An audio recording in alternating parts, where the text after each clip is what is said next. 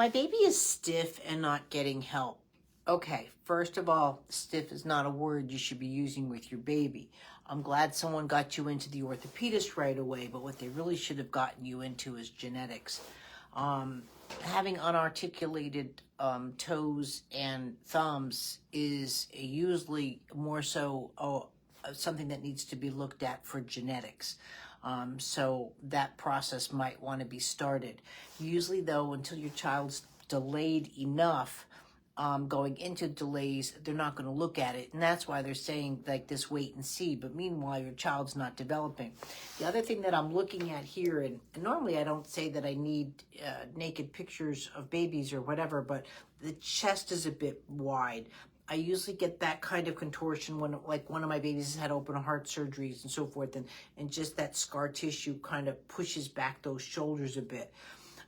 So first of all, you're going to start with the newborn movement assessment. It's really necessary for someone like you because you really need to see where there's lack of rotation. So in other words, the chest wants to come back like this versus going into that side to side sway. So now you're pushing those arms too far away from the system. Also too, when you don't have the joints within the thumbs, right? I get it. Someone's going to say, don't worry, they'll be able to write and stuff. But you don't understand. A baby is learning all of this through all of this. When you take away just one hinge from a finger, much less two, depending where it is, I don't know if it's just the one or not, but when you're taking away that, now it changes every movement in your body, which is okay, but we need to know how that's affecting. And that's what people don't understand. So our skeletal system creates a structure needed for movement. And so when the skeletal system is askew, which mine is, well, we're not perfect, but we either have to learn to work around it, what we call overcompensate, but babies can't overcompensate. So when you're asking them to do these kind of skills and the thumbs like that, when anything is difficult or it hurts them, they will find another way or they'll avoid it. And this is going to show up in your basic milestones of rolling over, right? Because the hand's not there. So what you're looking at first is you really want to do the newborn movement assessment. I can't even tell you how easy it is, guys. I've done it like right now. I'm done. I know you're new and you're going to want to go through the chest and go through the pelvis and go through it, and that's great. But right here, the shoulders want to come back a bit. Right? And so this is making the midline more difficult versus doing something like this. I will state this, you're hit the tummy time, first of all, until you're doing the tummy time course, you've got to stop. You don't know if you have reflux or what's going on.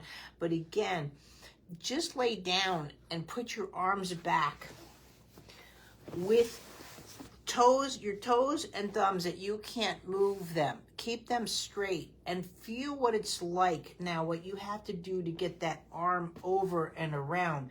And it's just something that baby, again, would do. They don't overcompensate.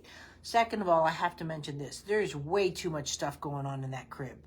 You've got it. No more noise. Get rid of the black and white. That's way too overstimulating. You know, if you can go to solid sheets, go to them.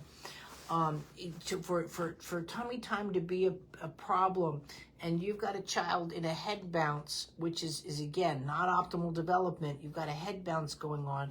You're trying to stick the black and white in front of them. Trust me, if your child could look at that, they would. But also too, we overuse black and white. I'm gonna bump up that video. Black and white is really just not necessary with the baby, and or that kind of visual stimuli, and you've got the music going on. So I don't mean to be critical, but I'm going to be critical. It's just too much when you already have things going on. Imagine you were in a discotheque, right? And everything's the thump, thump, thump, and I'm asking you for a mathematical solution. You're not going to be able to give it to me. Right? So the tummy time course is going to teach you again, and your emphasis is really going to be on that midline, right? That midline crossing.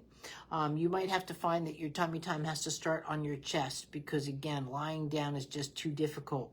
We can't bypass this important milestone, and you can't leave them there screaming expecting him to figure it out, because that's that old saying, it didn't work yesterday, it didn't work the day before, it's not going to work today, and you'll get more avoidance, and I don't want avoidance for that. So we're going to, and please stop sitting them up. I know you're just trying to show me videos, but babies don't have independent sitting until about 5.5 months. They'll maybe start sitting in your lap and so forth, but really watch the milestone charts. Let's get a good tummy time going before we're worried about sitting.